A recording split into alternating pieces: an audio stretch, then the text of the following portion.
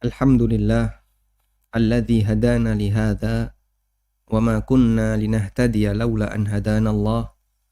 Laqad jaa'a rusulu rabbina bil haqq wa nudu an tilkumul jannatu uristumuha bima kuntum ta'malun. Wa ashhadu an la ilaha illallah wahdahu la syarika lah.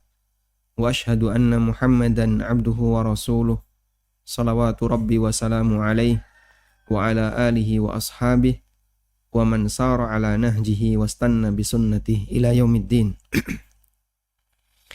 Alhamdulillah, puji syukur kita haturkan kehadirat Allah Subhanahu wa taala.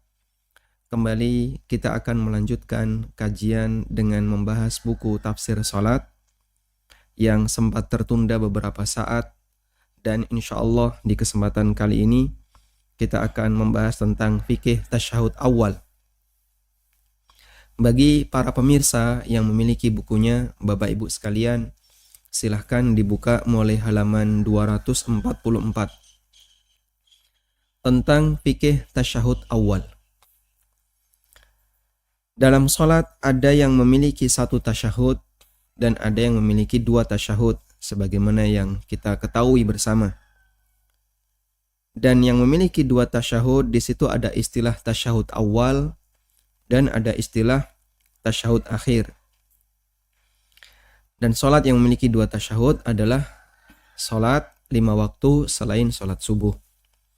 Selanjutnya kita akan melihat makna dari tasyahud.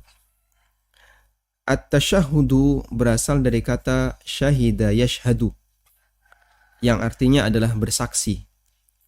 Dan itu diambil dari kalimat asyhadu. Dinamakan demikian karena ketika orang melakukan duduk tasyahud, baik tasyahud awal maupun tasyahud yang kedua, kita membaca kalimat asyhadu alla ilaha illallah wa asyhadu anna Muhammadan abduhu wa rasuluh. Kita membaca kalimat syahadatain. Dan Bapak Ibu bisa perhatikan, dalam kalimat tasyahud itu terjadi ihalah. Karena pada saat kita membaca tahiyat, kita memposisikan diri kita, orang yang sholat memposisikan dirinya sebagai rombongan. Makanya dia mengatakan, Assalamu alaina wa ala ibadillahis salihin. Keselamatan untuk kami, wa ala ibadillahis salihin, dan untuk para hamba Allah yang saleh. Sehingga dalam bacaan tahiyat kita mengucapkan salam. Assalamu alayka ayuhan nabiyyu wa rahmatullahi wa barakatuh. Assalamu alayna wa ala ibadillahi salihin. Keselamatan untuk kami. Assalamu alayna wa ala ibadillahi as-salihin. Keselamatan untuk kami dan untuk para hamba-hamba Allah yang saleh. Yang kata Nabi SAW, kalau kita mengucapkan kalimat semacam ini, maka itu mencakup semua hamba Allah yang saleh, baik di langit maupun di bumi, sehingga malaikat juga mendapatkannya. Insya Allah nanti kita akan bahas tafsirnya. Yang penting untuk kita perhatikan di sini, bahwa orang yang sholat ketika membaca ini, berarti dia memposisikan dirinya sebagai jamaah. Makanya dia mengucapkan kalimat keselamatan untuk kami. Sehingga orang yang sholat memposisikan dirinya sebagai jamaah. Lalu tiba-tiba ketika dia mengucapkan tasyahud, dia memposisikan dirinya sebagai individu. Asyhadu alla ilaha illallah. Asyhadu alla ilaha illallah.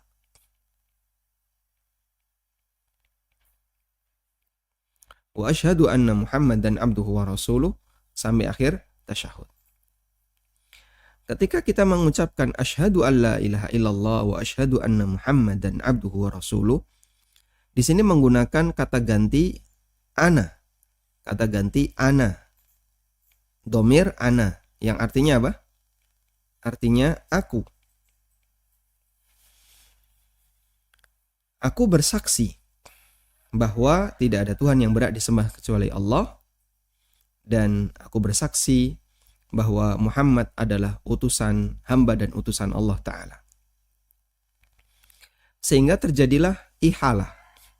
Dalam proses ini ada ihalah, yaitu pengalihan kata ganti. Ihalah artinya pengalihan kata ganti.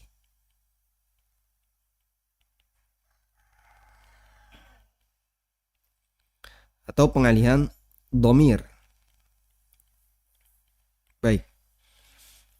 Ada pengalihan kata ganti, yaitu pengalihan dhamir, dari yang awalnya dhamir kami berubah menjadi dhamir ana, dhamir saya, aku. Dan itu kita jumpai dalam banyak kegiatan yang kita lakukan pada saat kita menyampaikan pidato atau pernyataan. Misalnya dalam muqaddimah khutbah, kita mengucapkan alhamdulillah nahmaduhu wa nasta'inuhu wa nastaghfiruh wa na'udzu billah, dan seterusnya. Bapak Ibu yang sudah pernah belajar bahasa Arab tentu mengenal ya. Nahmaduhu wa nasta'inuhu, di sini menggunakan dhamir apa? Menggunakan kata ganti nahnu, yang artinya kami. Sehingga saat kita membaca hamdalah, kita memuji Allah, nahmaduhu wa nasta'inuhu wa nastaghfiruh, dan seterusnya, kita menggunakan dhamir kami. Wa nastaghfiruh. Wa nastaghfiruh, dan seterusnya, kita menggunakan dhamir kami. Begitu giliran syahadat, khatib tidak mengucapkan wa nashhadu alla ilaha illallah.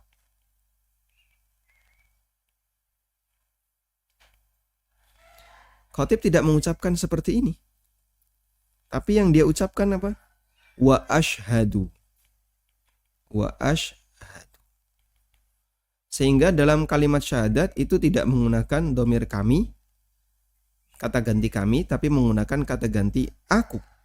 Dan aku bersaksi bahwa tidak ada Tuhan yang berhak disembah kecuali Allah Subhanahu wa Ta'ala. Baik. Karena apa alasannya sehingga sering terjadi ihalah? Sering terjadi ihalah ketika orang membaca syahadat. Para ulama mengatakan karena syahadat tidak bisa diwakilkan.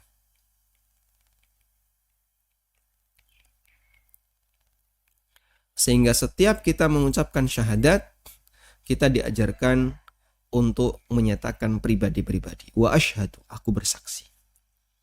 Dalam salat juga demikian. Kita membaca asyhadu alla ilaha illallah. Sehingga persaksian itu kita lakukan secara pribadi. Aku bersaksi, bukan wa nashhadu alla ilaha illallah. Padahal kalimat sebelumnya kita mengucapkan assalamu alaina, bukan assalamu alayya. Assalamu alaina wa ala ibadillahi shalihin. Kita tidak mengucapkan assalamu alayya wa ala ibadillahi shalihin. Keselamatan untukku, bukan. Tapi yang kita baca adalah assalamu alaina, keselamatan untuk kami. Sehingga orang yang sholat itu memposisikan dirinya sebagai jamaah. Dia dibersamai dengan yang lain. Meskipun kita sholat sendirian, tasyahud sholat sunnah dengan tasyahud sholat wajib sama atau beda? Sama. Dan kita sholat sunnah, qobliyah, ba'diyah, atau sholat sunnah yang lainnya, yang itu tidak berjamaah, kita tetap membaca tasyahud dengan lafaz, nanti di situ ada kalimat assalamu alaina. Sehingga orang yang sholat itu memposisikan dirinya sebagai jamaah. Baik. Kembali kepada buku. Sehingga disebut sebagai bacaan tasyahud karena di situ ada kalimat syahadatain di mana kita mengucapkan asyhadu alla ilaha illallah wa asyhadu anna Muhammadan abduhu wa rasuluh. Nah, berikutnya kita akan membahas hukum tasyahud awal. Mohon diperhatikan sekali lagi, di bagian ini kita baru membahas tasyahud awal, belum tasyahud akhir. Kita baru membahas tasyahud awal. Hukum tasyahud awal. Ada dua kegiatan ketika tasyahud awal. Pertama adalah duduk tasyahud awal, dan yang kedua membaca tasyahud awal. Dan kita memahami duduk tasyahud itu kegiatan mayor. Kegiatan mayor. Kita sebut sebagai kegiatan mayor karena dia yang membawai yang lain. Sedangkan bacaan tasyahud ini kegiatan minor. Artinya apa? Kita bisa membaca bacaan tasyahud, kita akan membaca bacaan tasyahud kalau kita duduk di tasyahud awal. Sehingga kalau orangnya sudah nggak duduk karena lupa, setelah mendapatkan 2 rakaat, lalu dia langsung naik ke rakaat yang ketiga karena lupa. Berarti mungkin nggak orang ini membaca doa tasyahud awal? Ya nggak mungkin. Duduknya saja tidak dilakukan, apalagi membaca bacaannya. Tapi mungkin nggak ada orang yang dia duduk tasyahud awal, tapi nggak baca bacaan tasyahud awal. Mungkin dia duduk, tapi dia nggak baca. Kok bisa Pak? Ngantuk misalnya. Sehingga dia sholat jamaah, imam komando Allahu Akbar, dia ikut Allahu Akbar, duduk. Terus merem. Dia merem. Karena ngantuk, dia meneng, diam dia. Nggak baca apapun. Allahu Akbar, dengar Allahu Akbar lagi, dia kaget terus berdiri. Maka dia melakukan gerakan mayor, tapi tidak melakukan gerakan yang sifatnya minor. Baik, sekarang kita akan bahas terlebih dahulu untuk hukum duduk tasyahud awal. Ini berulang ya, hukum duduk tasyahud awal. Anda coret 1. Ulama berbeda pendapat mengenai hukum duduk tasyahud awal dan hukum membaca bacaan tasyahud awal. An-Nawawi menjelaskan, madhabuna annahu sunnatun. Madhab kami, maksudnya adalah madhab Syafi'iyah. Dan Anda kalau membaca referensi para ulama, mereka kadang sering mengatakan ini adalah pendapat kami, sehingga dinisbahkan kepada rombongan. Kalau dinisbahkan kepada jamaah atau rombongan, berarti kita perlu mengetahui dia berada di posisi mana. Kalau yang mengatakan ini adalah Ibnu Qudamah misalnya, berarti kita perlu tahu Ibnu Qudamah mazhabnya apa sih? Oh, beliau Hambali. Berarti kalau Ibnu Qudamah mengatakan mazhab kami, artinya adalah mazhab para ulama Hambali. Sekalipun Imam Nawawi menulisnya sendiri, tidak bersama banyak orang, tapi pernyataan beliau mewakili jamaah beliau, yaitu mazhab Syafi'iyah. Mazhab kami, yaitu Syafi'iyah, mereka mengatakan bahwa duduk tasyahud awal itu sunnah. Annahu sunnah. Duduk tasyahud awal itu sunnah.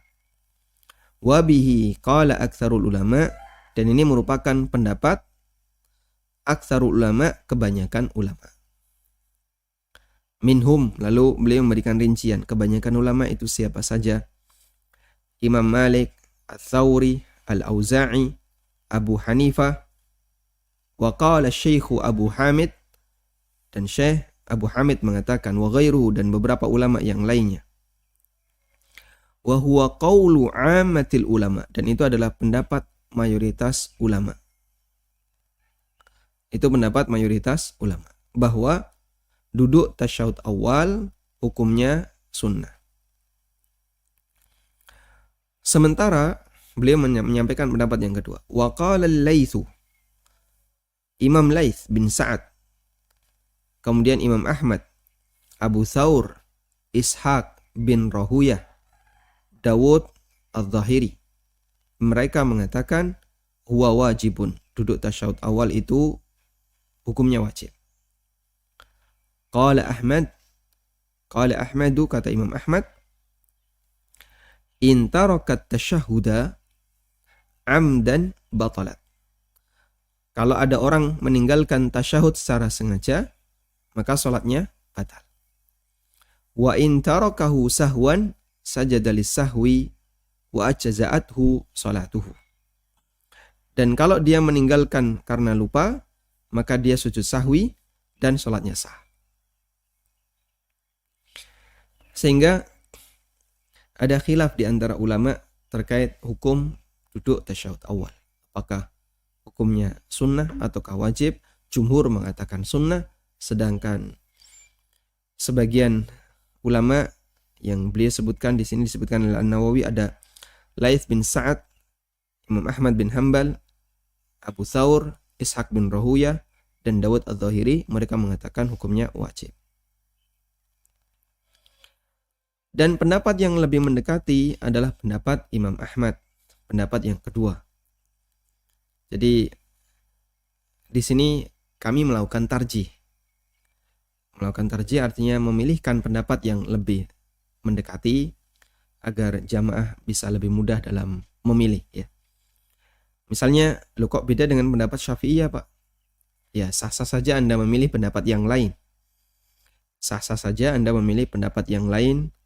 Namun dalam proses belajar, setelah kita memahami khilaf, setelah kita mengetahui adanya perbedaan, maka tugas berikutnya adalah berusaha untuk mencari mana di antara pendapat-pendapat itu yang lebih mendekati kebenaran. Allah Subhanahu wa ta'ala memuji orang yang memiliki karakter alladzina yastami'una al-qawla fayattabi'una ahsana. Orang-orang yang mendengarkan pendapat, yastami'una al-qaul, dia mendengarkan al-qaul, pendapat, fayattabi'una ahsana, lalu dia mengikuti yang terbaik. Sehingga setelah Bapak Ibu mengetahui adanya perbedaan pendapat dalam masalah apapun, tugas berikutnya adalah berusahalah untuk mencari yang paling mendekati kebenaran. Dan Allah perintahkan ini dalam Al-Quran. Fa in tanaza'tum fi syai'in farudduhu ilallahi war rasul in kuntum tu'minuna billahi wal yaumil akhir. Kalau kalian berbeda pendapat dalam masalah apapun, maka kembalikanlah kepada Allah dan Rasul kalau kalian beriman kepada Allah dan hari akhir.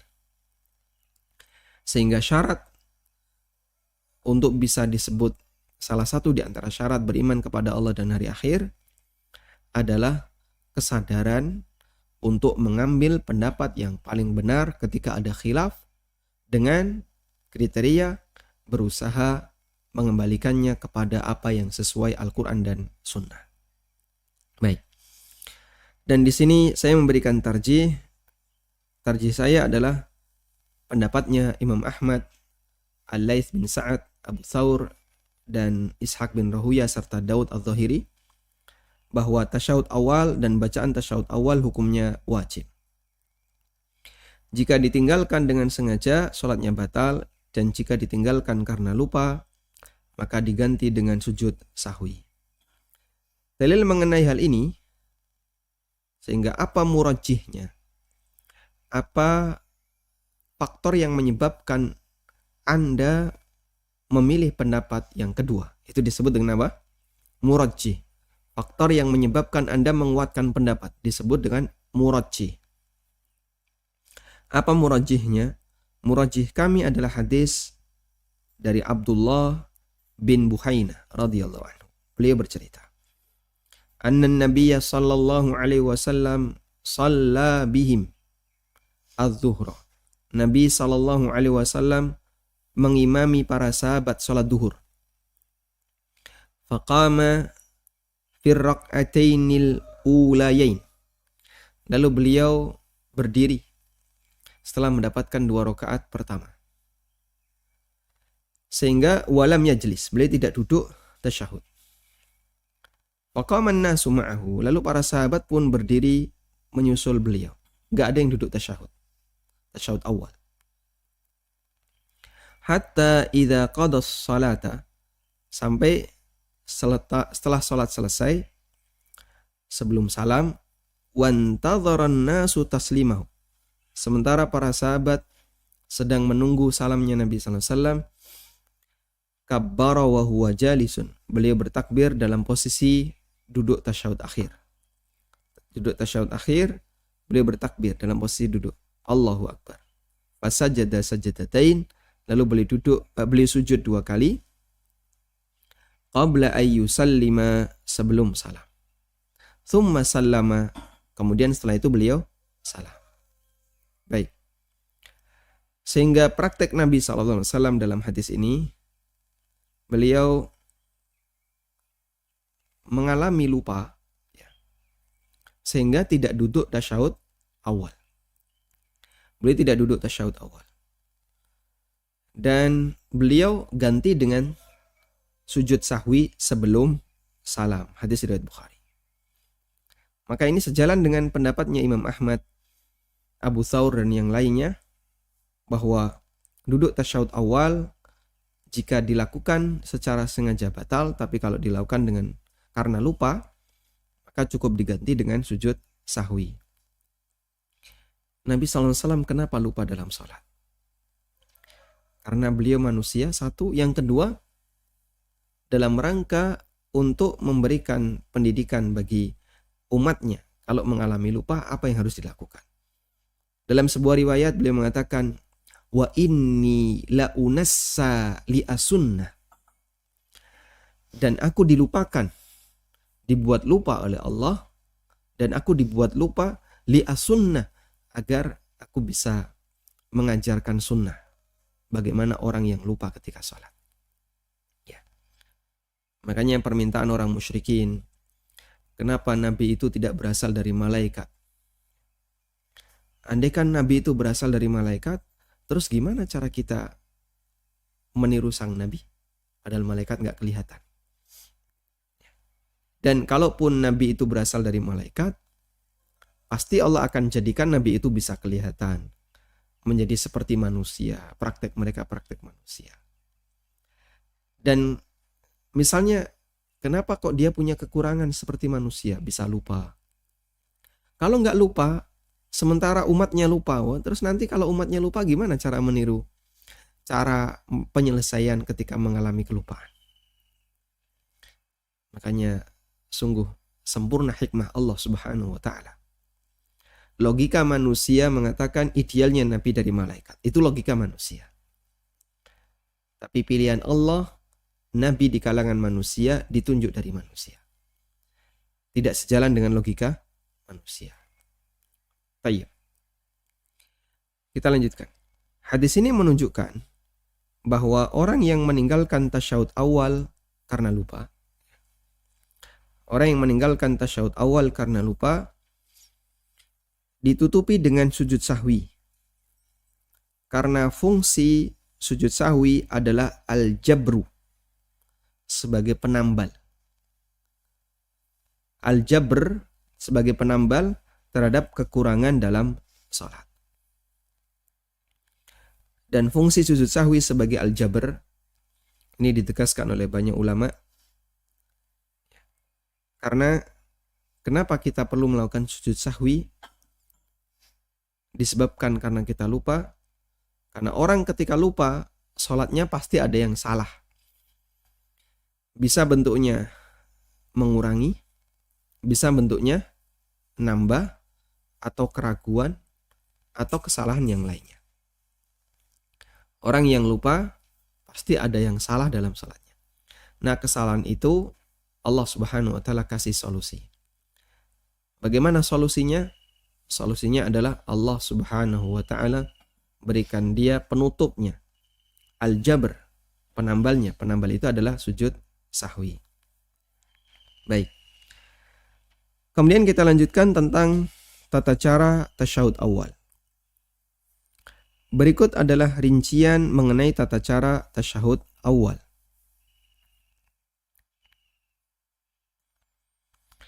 Yang pertama, tasyahud awal dilakukan dengan posisi duduk iftirash. Disebut iftirash karena duduk ini dilakukan, iftirash artinya membentangkan. Allah Subhanahu wa taala mengatakan wa ja'alnal arda firasyan. Dialah yang menjadikan alladzi ja'ala lakum al-arda firasya. Dialah yang menjadikan bumi itu sebagai bentangan. Sehingga sekalipun bumi itu bentuknya bulat, tapi manusia yang tinggal di bumi merasakan bumi itu seperti apa? Bentangan. Bukan seperti bola, tapi bentangan. Disebut sebagai duduk iftirash karena dalam duduk ini orang yang salat iftarasha qadamahu al-yusra. Orang yang salat dia membentangkan kakinya yang kiri. Telapak kaki di kiri dibentangkan dan diduduki. Sementara telapak kaki yang kanan ditegakkan. Kita coba lihat gambarnya ya. Duduk iftirash sudah pernah. Baik. Di sini ada tulisan jilsatul iftirash. Disebut iftirash karena telapak kaki kiri dibentangkan. Sedangkan telapak kaki kanan ditegakkan.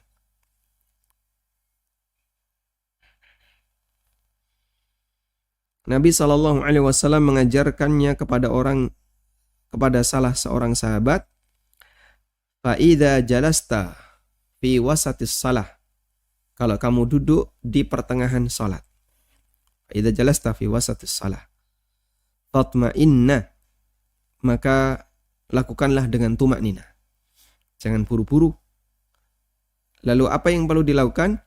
Waftarish fakhidhakal yusra thumma tashahhad. Lakukan iftirash dengan membentangkan fakhidhakal yusra thumma tashahhad. Dengan membentangkan pahamu yang sebelah kiri, lalu bacalah doa tasyahud.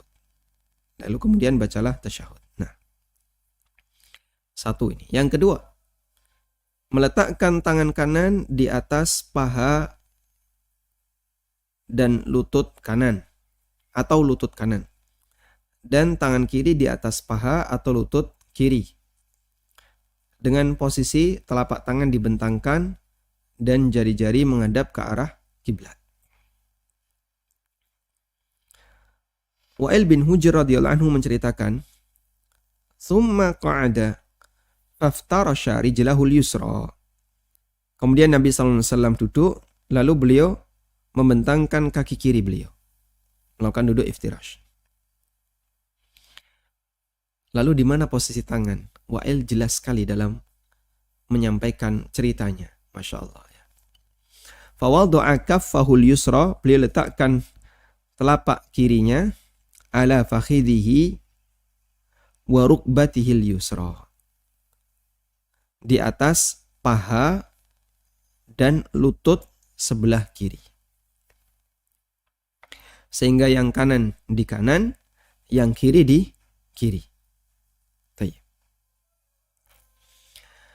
Maka dalam ceritanya Wa'il, beliau menyebutkan Nabi SAW meletakkan telapak tangannya di atas paha.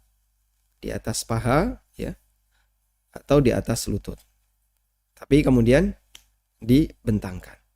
Sehingga seperti ini kurang lebih ya. Bagian jari mengenai atas lutut, sedangkan telapak tangannya mengenai bagian atas paha. Dan insya Allah praktek seperti ini di masyarakat kita sudah bagus. Meskipun ada sisi yang kurang sempurna, yang barangkali mungkin pernah kita saksikan, yaitu mereka meletakkan tangannya itu di pangkal paha, di bagian pangkal paha. Jadi di bagian pangkal paha di sini. Pernah nggak jumpai kayak gitu? Pernah ya? Yang benar gimana? Maju dikit mas, maju lagi. Nah, sehingga ketika meletakkan posisi tangan di paha itu mendekati lutut. Selanjutnya, posisi siku sejajar dengan paha, artinya tidak dibentangkan ke samping. Sahabat Wa'il bin Hujr menceritakan, wa ja'ala hadda mirfaqihil aiman ala fakhidhil yumna. Dan beliau memposisikan ujung siku bagian kanan tidak melebihi atas paha kanan. Sehingga ketika duduk itu biasa begini, tidak begini. Sehingga kalau orang duduknya tidak dibentangkan posisi tangan, maka dia tidak akan nunduk. Karena posisi tangan berada di depan. Berada di depan. Di ujung paha dengan lutut. Kalau dibentangkan, mungkin badan ini tidak bisa menggayuh, akhirnya agak jongkok biar bisa membentang. Tapi itu tidak dilakukan. Yang dilakukan adalah lurus. Sehingga duduk biasa. Baik.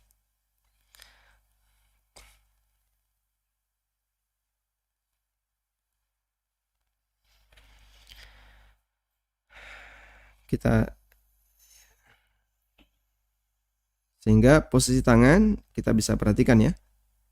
Di yang penanda centang ini sebelah kanan tangan tidak melebihi dari paha. Insyaallah cukup Pak, jelas. Nah.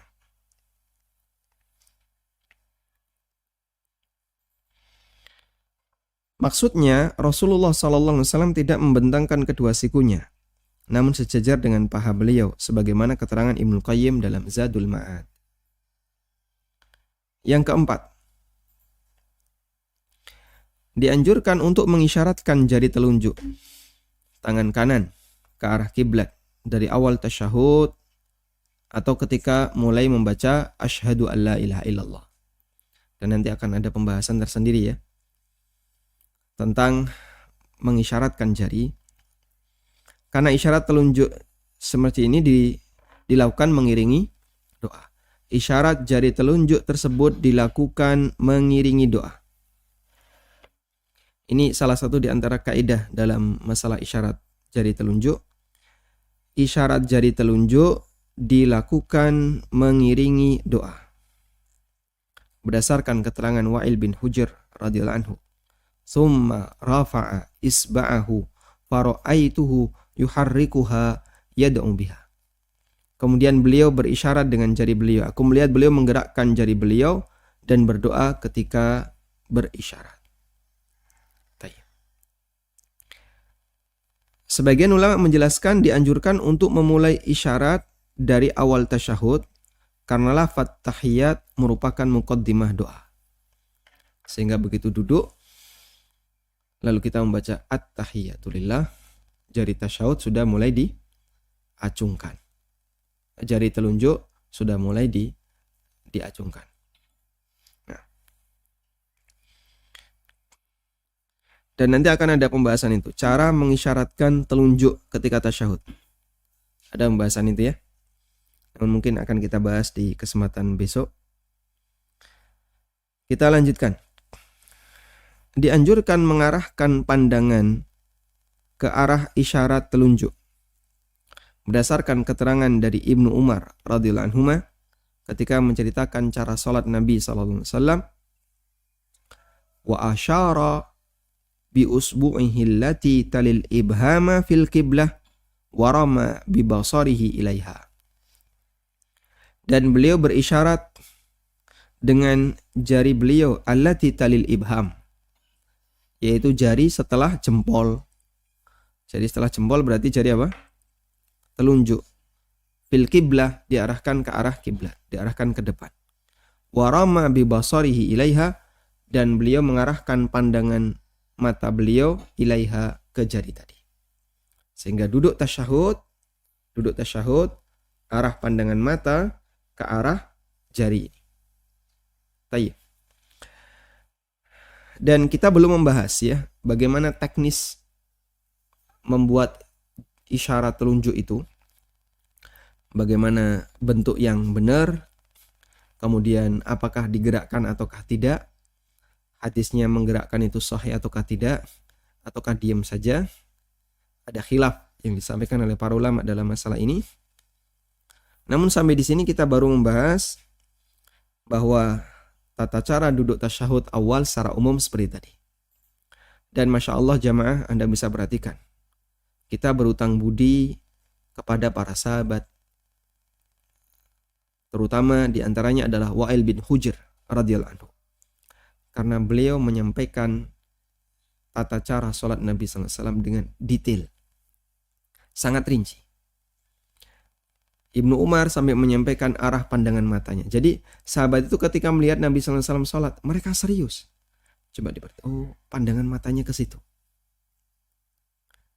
Kemudian beliau ceritakan kepada masyarakat. Dari situlah kita bisa mengamalkan sunnah. Dan tentu beda antara orang yang sholatnya berdalil dengan sholat yang tidak berdalil. Sehingga kalau orang itu sholatnya berdalil dan rincian gerakan-gerakan sholatnya itu berdalil, maka pahala sholatnya akan semakin berkualitas. Dan kita buat rinci seperti ini sebagaimana rukun-rukun sebelumnya yang sudah pernah kita bahas, agar sholat kita yakin yang kita lakukan itu sudah sesuai dalil. Sehingga kita selalu berusaha jadikan sholat kita berdalil, agar setiap gerakan yang kita lakukan sesuai dengan dalil. Dan walhamdulillah, sahabat telah membuat rincian, menyampaikan dengan detail bagaimana gerakan-gerakan Nabi SAW, sampai arah pandangan mata saja itu mereka perhatikan. Sampai arah pandangan mata, sampai posisi siku, yang mungkin kalau kita melihat ada orang melakukan gerakan, posisi siku mungkin kita nggak begitu perhatian, sehingga mau bentang, mau tidak dibentangkan, mau dipepetkan ke badan, mungkin kita nggak perhatian. Seperti itulah bagaimana detailnya ketika sahabat melakukannya. Nah, orang baru perhatian gerakan detail itu untuk aktivitas yang memang intinya digerakkan, seperti menari ya. Saya punya tetangga yang beliau itu guru SMK tari di Jogja. Jadi orang menari itu kan sampai gerakan tangan, oh ini kurang melekuk, berapa derajat, itu dihitung. Ini posisi lirian mata harusnya ke sini, itu dihitung. Coba, cuman menari Pak. Menari manfaatnya apa menari? Ya untuk hiburan bagi mereka yang suka tari-tarian. Nah, kita sholat seharusnya juga perhatian dengan bagian detail-detail itu. Sehingga gerakannya bukan gerakan umum, tapi sampai bagian yang detail juga kita perhatikan. Dan setiap gerakan detail yang kita perhatikan, yang kita yakini itu ada dalilnya, akan menjadi tambahan pahala tersendiri. Sebagaimana perkataan Sufyan Ats-Tsauri, "Lawis tata'ta alla tahukka ra'saka illa bisunnah faf'al." Kalau kamu bisa menjadi orang yang selalu punya prinsip, saya tidak akan garuk kepala kecuali ada dalilnya, maka berusaha untuk selalu berusaha di tempat seperti itu. Jadilah orang yang selalu berusaha seperti itu. Sehingga sampai melakukan gerakan kecil saja, kita selalu membayangkan ini ada dalilnya atau tidak. Karena kalau ada dalilnya, berarti ittiba kita kepada Nabi SAW akan semakin sempurna. Ittiba kita, usaha kita untuk mengikuti Nabi SAW akan semakin sempurna. Wallahu ta'ala alam, demikian yang bisa kita sampaikan sebagai muqaddimah. Dan insya Allah di pertemuan berikutnya kita akan membaca tentang cara mengisyaratkan telunjuk ketika tasyahud, termasuk apakah digerakkan ataukah diam saja. Insya Allah akan kita bedah khilaf di antara para ulama dalam masalah ini. Wassallallahu ala nabiyyina Muhammadin wa ala alihi wa sahbihi wasallam.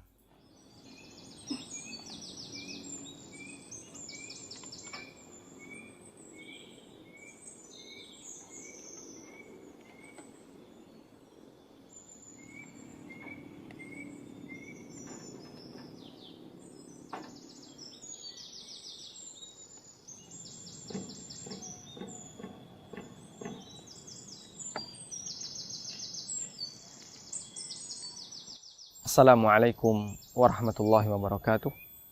Alhamdulillah, wassalatu wassalamu ala rasulillah wa ala alihi wa sahbihi wa muwala. Kaum muslimin yang kami hormati, saat ini saya berada di lantai 2 gedung Sekolah Tahfidz MIPS yang baru saja dicor. Walhamdulillahirabbil alamin. Dan ini merupakan wakaf dari para jamaah sekalian. Kami doakan semoga Allah Subhanahu wa taala menerimanya sebagai amal saleh yang diabadikan oleh Allah Subhanahu wa taala pahalanya. Dan insya Allah kita akan melanjutkan proyek berikutnya, yaitu pembangunan untuk lantai yang ketiga. Sehingga di kesempatan Ramadan kali ini, bagi Bapak Ibu yang kemarin belum sempat untuk terlibat dalam wakaf pembuatan lantai 2, Anda bisa ikut untuk terlibat dalam pembuatan lantai 3. Dan kami masih membuka lebar peluang bagi siapapun yang mau turut serta untuk mengabadikan hartanya di akhirat. Karena itulah jatah rizki kita untuk bisa kita ambil manfaatnya ketika kita menghadap Allah Subhanahu wa taala. Sebagaimana yang disabdakan Nabi sallallahu alaihi wasallam, "Wa hal laka min malika ya ibna Adam illa ma akalta fa afnaita wa ma labista fa ablaita wa ma tasaddaqta fa amdaita." Hakikat dari hartamu itu, wahai manusia, adalah apa yang kau makan sampai habis, yang kau pakai sampai rusak, dan yang kau sedekahkan sehingga abadi di yaumil qiyamah. Kita berharap semoga dengan keterlibatan kita untuk bergabung dalam pembangunan rumah tahfidz atau sekolah tahfidz atau kegiatan sosial keagamaan yang lainnya, harta kita akan menjadi semakin berkah dan ada manfaat besar yang bisa kita dapatkan ketika kita menghadap Allah Subhanahu wa ta'ala. Demikian, wa sallallahu ala nabiyyina Muhammadin wa ala alihi wa sahbihi wa sallam. Wa ma anfaqtum min syai'in fahuwa yukhlifuh wa huwa khairur raziqin.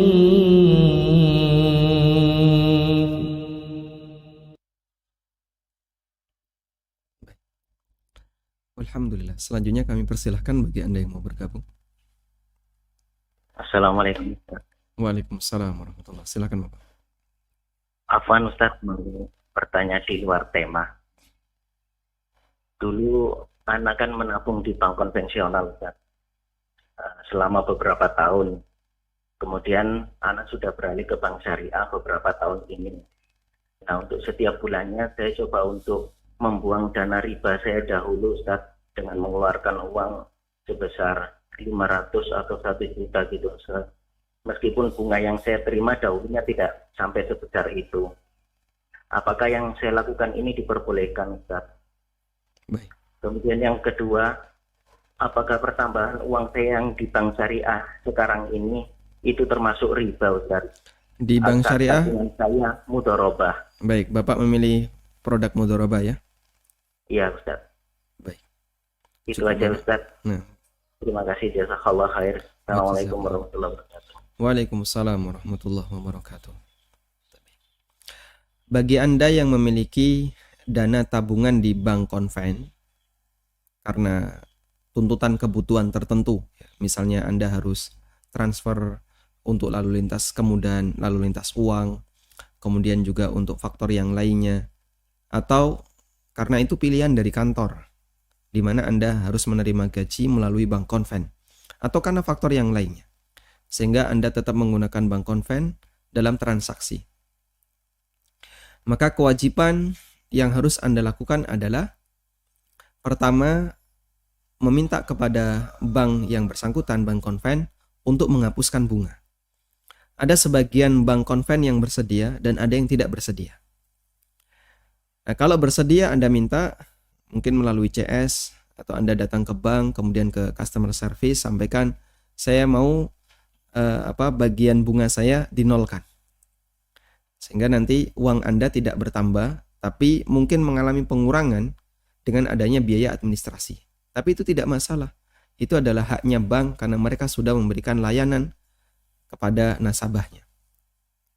Sehingga di posisi ini Anda meminta kepada mereka. Yang kedua, andaikan mereka tidak bisa menghapuskan, padahal Anda sudah minta, maka tanggung jawab berikutnya adalah setiap ada bunga, Anda tidak boleh biarkan bunga itu. Dalam arti, harus segera Anda buang keluar. Meskipun ada khilaf dalam masalah ini, tapi jumhur mengatakan bunga itu tidak boleh dibiarkan. Sehingga Anda bisa misalnya lihat mutasi bulanan. Kalau di situ ada tambahan sekian ribu dan seterusnya, Anda segera ambil dan Anda bisa salurkan ke fakir miskin atau untuk pembangunan fasilitas umum dan yang lainnya. Itu yang bisa kita sarankan bagi Anda yang memiliki rekening di bank konvensional. Yang kedua, jika Anda ingin memindahkan rekening Anda ke bank syariah. Di bank syariah, secara umum, produk utama untuk orang yang nabung, produk utama, produk tabungannya. Yang utama di bank syariah itu ada dua. Ada mudharabah dan ada wadiah.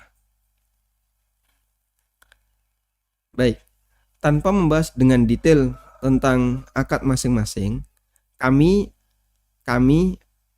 merekomendasikan Anda silahkan ambil yang wadiah. Mohon untuk tidak mengambil yang mudharabah. Yang kami rekomendasikan adalah yang wadiah. Karena produk tabungan untuk yang wadiah ini tidak ada tambahan sama sekali.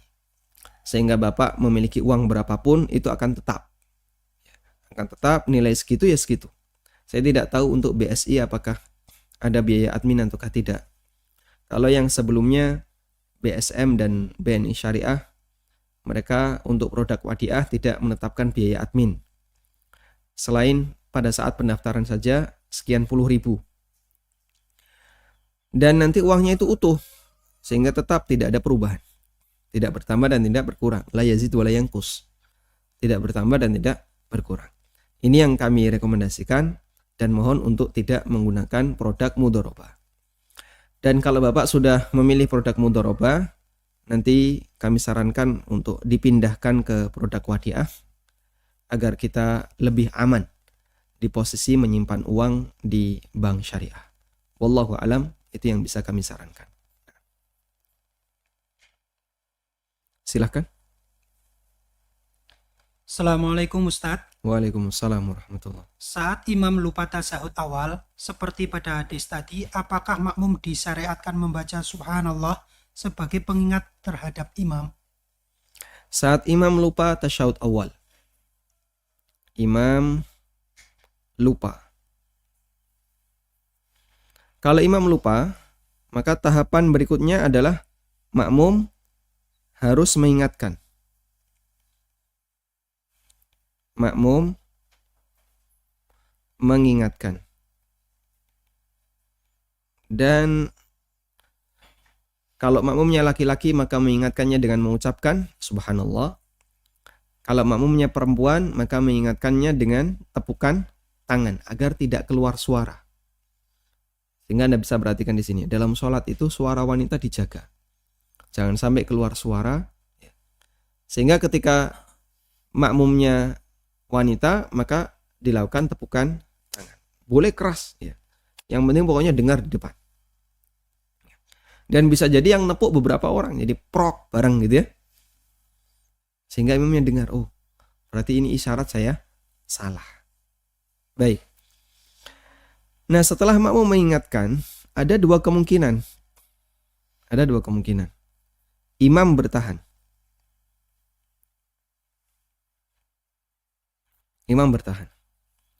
Atau kemungkinan yang kedua, imam mengikuti makmum. Imam berpindah.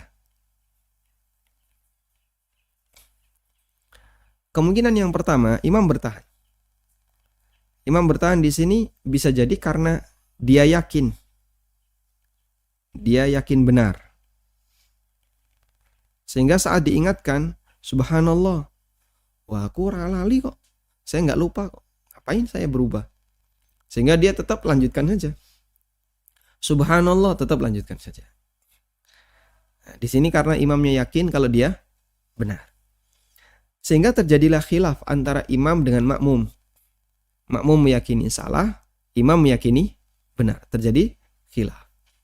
Nah, kalau terjadi khilaf seperti ini, lalu hakimnya siapa? Karena kan sedang dalam salat. Jika makmum yakin bahwa imam salah, dia sangat yakin imam salah. Tapi imam yakin makmumnya yang salah dan dia benar. Maka makmum tidak mengikuti imam di posisi ini, namun menunggu. Namun yang dilakukan adalah menunggu. Misalnya, imam bangkit ke rakaat yang kelima, salat duhur. Makmum yakin ini salah. Dia ucapkan subhanallah. Tapi imam yakin, saya benar. Ini rakaat keempat menurut imam. Bangkitlah dia ke rakaat yang kelima. Sejatinya menurut dia ya ke rakaat yang keempat. Imamnya yakin benar, makmumnya yakin dia benar. Maka makmum dalam posisi ini duduk tasyahud akhir dan menunggu imam. Sehingga dia tidak salam, tapi menunggu imam. Sampai imamnya selesai di rakaat tambahannya tadi, lalu duduk, kemudian dia salam.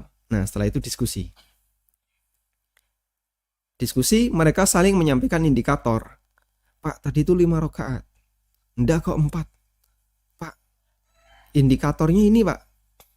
Kayak gini. Sampai akhirnya terjadilah kesepakatan, oh berarti tadi benar ya 5. Maka imam sujud sahwi dan makmum sujud sahwi. Baik. Kemungkinan yang kedua, imam bertahan karena dia sudah berada di rukun berikutnya.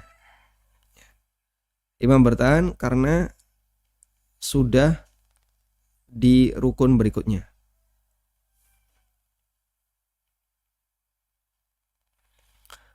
Ini contoh kasusnya untuk tasyahud awal.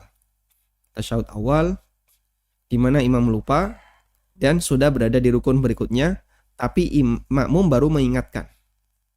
Sehingga setelah imam berdiri, setelah dapat 2 rakaat, berdiri. Allahu Akbar. Makmum begitu bangkit dari sujud, loh, kok imamnya sudah berdiri? Akhirnya makmum mengucapkan subhanallah, subhanallah. Imamnya sebenarnya sadar, loh kayaknya saya lupa, karena saya diingatkan oleh makmum saya. Cuman, bagi orang yang lupa tasyahud awal, dan dia sudah terlanjur berdiri, maka bagi orang yang lupa tasyahud awal dan dia sudah terlanjur berdiri, maka yang dilakukan adalah lanjutkan dan tidak balik duduk. Karena itu pernah dipraktikkan oleh Nabi SAW. Nah, di posisi ini makmum ikut imam. Makmum tetap ikut imam. Tidak kemudian dia duduk tasyahud awal. Karena kalau dia duduk nanti jadinya tidak terjadi gerakan mutabaah dengan imam. Baik. Dan kalau imam berpindah, maka makmum ikut imam sebagaimana perpindahan yang dilakukan oleh imam. Berarti itu koreksi yang diikuti. Wallahu a'lam. Nah, dalam posisi ini jamaah, jika imamnya lupa lalu dia berdiri dan makmum sudah mengingatkan, maka ada 2 kondisi. Kalau imamnya tetap lanjut karena dia yakin kalau dia benar, Anda ikuti. Tapi kalau imamnya sudah di posisi berdiri, meskipun dia yakin dia lupa, tapi dia sudah di posisi rukun berikutnya, di rakaat yang ketiga, maka makmum juga ikut. Meskipun dia sudah mengucapkan subhanallah. Dan nanti sujud sahwi sebelum salam. Wallahu a'lam.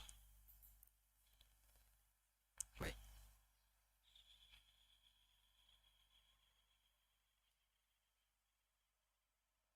Silahkan.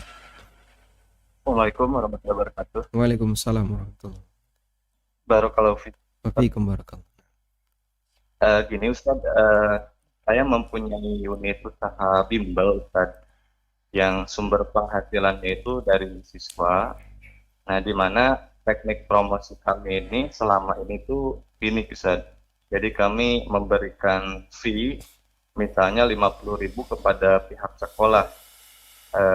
Ini sekolahnya ada yang swasta, ada yang negeri, dengan syarat kami diizinkan untuk promosi. Dan jika ada siswa yang daftar, maka sekolah tersebut dapat fee 50.000 per siswa. Nah, fee ini sudah diketahui dan diberi izin oleh kepala sekolah baik yang negeri ataupun swasta bahwa perwakilan di sini biasanya kepala sekolah, wakil kepala sekolah ataupun pihak BK itu untuk menerima 50.000 gitu.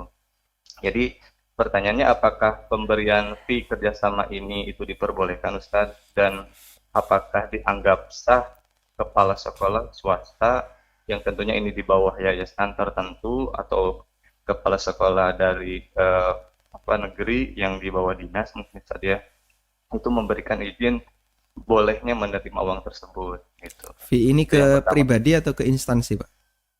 Ke instansi, ke sekolah swastanya, sekolah swasta atau sekolah negeri. Tapi yang menerimanya bukan kepala sekolah, ada yang menerimanya wakil kepala sekolah, baik kurikulum misalnya atau humas, atau pihak yang berkaitan dengan izin untuk sosialisasi. Biasanya kami menggunakan jam bimbingan konseling gitu. Jadi di situ yang menerima kadang koordinator dari BK. Tapi tentunya itu udah diizinin boleh gitu untuk menerima itu gitu. Nah, itu yang pertama, Ustaz. Nah, yang kedua ini, jadi siswa yang bergabung di lembaga kami ini mesti membayar 2 jenis biaya.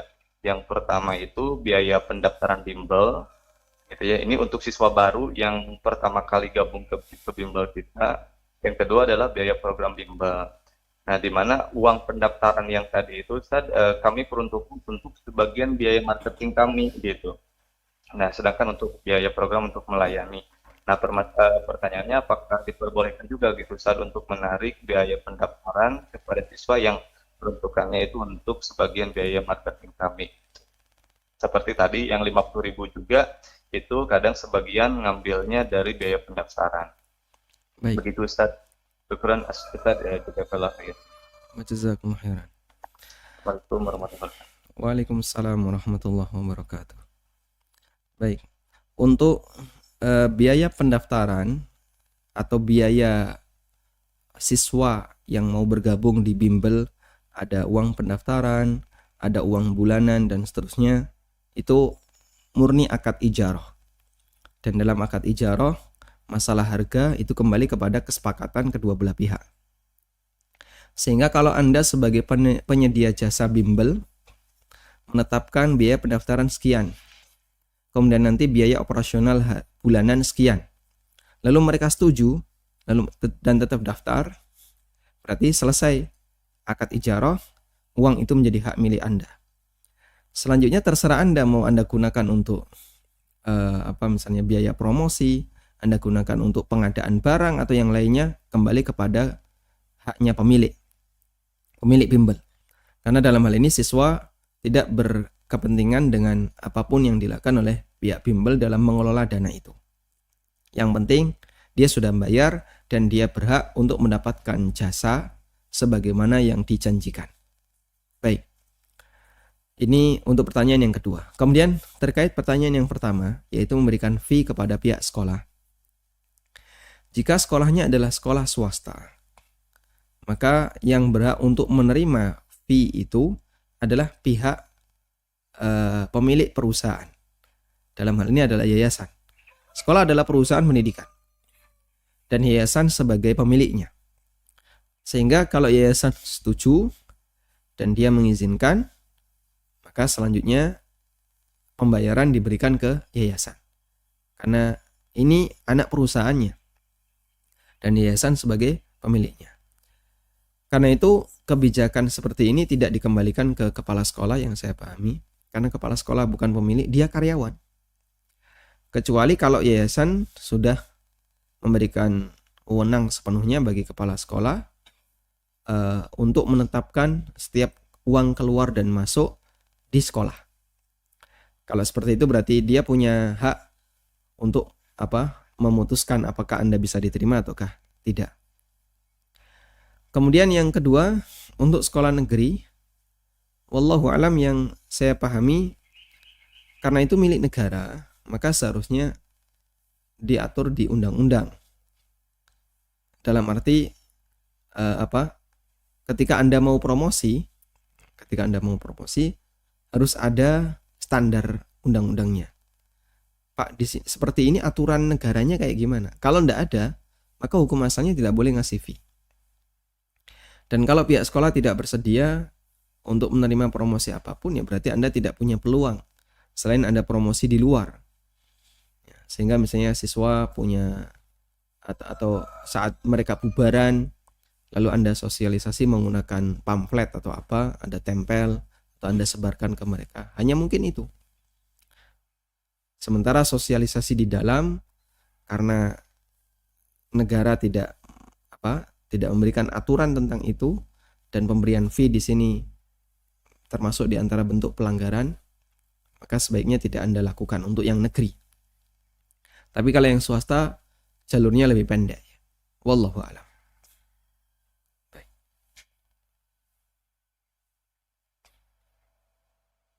Bismillah, izin bertanya Ustadz, bagaimana sikap kita sebagai makmum ketika membaca tasyahud awal belum selesai tapi imam sudah bertakbir untuk berdiri? Apakah perlu menyelesaikannya bacaan tasyahud awal atau langsung mengikuti imam berdiri walaupun belum selesai membacanya? Jika kita sebagai makmum dan bacaan kita belum selesai sementara imam sudah berdiri atau berpindah ke gerakan berikutnya, bagaimana sikap yang tepat bagi makmum? Jawabannya adalah mengikuti imam. Karena kalau makmum harus menyelesaikan sendiri bacaannya, imam selesai, makmum selesai, dan waktunya berbeda, jadinya tidak ada gerakan jamaah. Imamnya duduk tasyahud awal, makmumnya masih i'tidal misalnya, atau makmumnya masih sujud. Imamnya sudah berdiri, makmumnya masih duduk tasyahud awal. Imamnya sudah tasyahud, makmumnya masih sujud. Ngapain kok kamu sujud lama sekali? Saya berdoa lama sekali. Ya nanti jadinya nggak karuan. Imamnya sudah ruku, makmumnya belum selesai baca Fatihah. Dalam sholat jamaah pasti ada yang masbuk. Sehingga sholat jamaah dimulai. Ada makmum yang masbuk. Makmum masbuk itu kan bergabungnya di waktu yang berbeda-beda. Si A 10 menit sebelum si B 8 menit sebelum si C sekian menit sebelum ini, selisih 2 menit. Kalau bacaan Fatihahnya selisih 2 menit seperti itu, lalu mereka selesainya tidak bersamaan, kemudian masing-masing harus menyelesaikan dulu bacaannya baru boleh ruku, maka nanti jadinya ini ruku, ini berdiri, ini ruku, ini berdiri, ini ruku, gini. Jadinya gerakannya kayak gini jadinya. Imamnya ruku, yang ini 2 menit berikutnya baru ruku. Yang ini imamnya sudah sujud, yang ini masih ruku. Gak karuan jadinya. Karena itulah dalam kegiatan sholat jamaah, kepentingan jamaah lebih diutamakan daripada individu. Sehingga Anda belum selesai tasyahud awal, Anda belum selesai membaca Fatihah, itu kepentingan apa? Pribadi. Tapi kalau Anda lebih mementingkan kepentingan pribadi, sementara imam sudah berada di posisi yang lain, maka jamaah menjadi tidak terbentuk karena masing-masing mementingkan kepentingan pribadi sendiri-sendiri. Dan itu tidak boleh. Akhirnya sholat jamaah jadi nggak karuan. Sehingga ikuti kaidah tadi bahwa dalam sholat jamaah kepentingan jamaah lebih didahulukan daripada kepentingan pribadi. Sehingga selamatkan sholat Anda ketika berjamaah dengan ikuti gerakan imam. Kecuali kalau imamnya melakukan kesalahan, misalnya tidak tumak nina, rukuk sujudnya cepat, kayak senang. I'tidal sami Allah liman hamidah, Allahu akbar, sudah sujud. Padahal belum sempurna berdiri sudah sujud. Maka Anda tidak perlu ikuti imam seperti ini, sehingga Anda batalkan sholat, lalu sholat sendiri. Mufaraqah, memisahkan diri dari jamaah. Tapi kalau imamnya masih tumakninah dan Anda masih bisa mengikutinya, maka ikuti gerakan imam apapun yang terjadi. Kecuali dalam kondisi lupa yang tadi kita sudah sampaikan ya. Wallahu a'lam.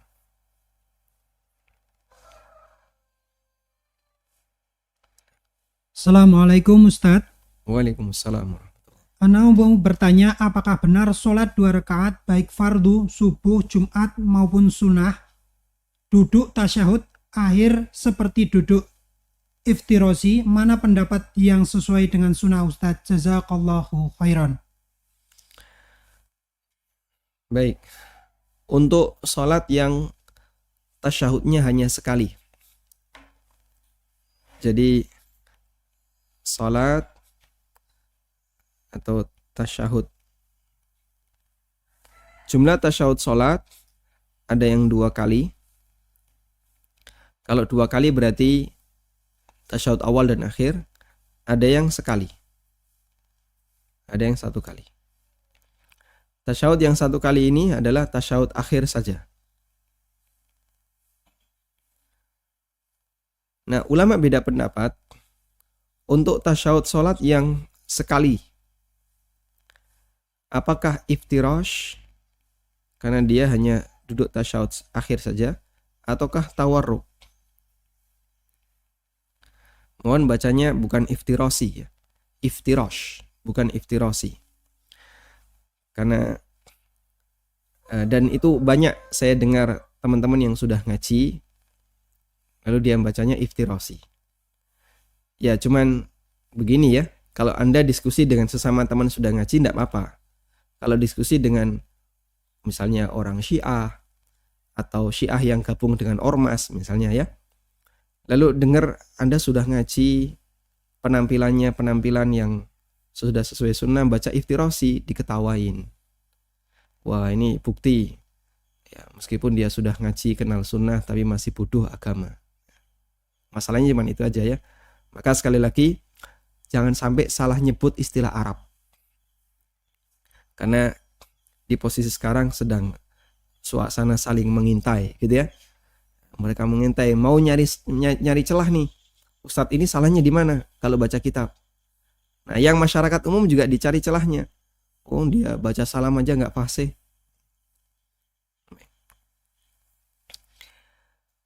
Apakah ketika tasyahud akhir itu duduknya iftirash ataukah duduknya tawarruk untuk sholat yang duduk tasyahudnya hanya sekali?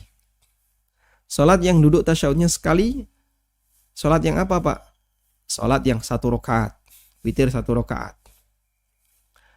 Sholat witir 3 rakaat sekaligus. Sholat 2 rakaatnya, subuh, sholat sunnah dan seterusnya. Itu tasyahudnya sekali. Saya pernah memperhatikan ya, ada orang yang sholat taraweh 2 rakaat, dia duduk iftirash, bagus. Ya, menurut dia sudah sesuai dengan sunnah. Tapi giliran witir 3 rakaat sekaligus, dia tawarruk. Loh, berarti ini tidak konsisten. Loh Pak, yang duduk iftirash kan yang 2 rakaat. Itu salah pemahaman. Yang betul, duduk iftirash itu yang tasyahudnya sekali. Bukan yang sholat 2 rakaat. Tapi sholat yang tasyahudnya sekali. Bukan sholat yang 2 rakaat. Bedakan 2 ini. Baik. Nah dalam hal ini ada khilaf antara Syafi'iyah dengan Hambali. Namun karena keterbatasan waktu kita belum bisa bahas ya. Insya Allah nanti akan kita bahas. Dari 2 ini mana yang lebih sesuai sunnah. Apakah untuk sholat yang duduk tasyahudnya sekali, itu tasyahudnya iftirash ataukah tawarruk. Semoga kita bisa kupas di lain kesempatan insyaallah taala. Wassallallahu ala nabiyyina Muhammadin wa ala alihi wa sahbihi wasallam. Wa akhiru da'wana alhamdulillahi rabbil alamin. Subhanakallahumma wa bihamdika asyhadu an la ilaha illa anta astaghfiruka wa atubu ilaik. Wassalamualaikum warahmatullahi wabarakatuh.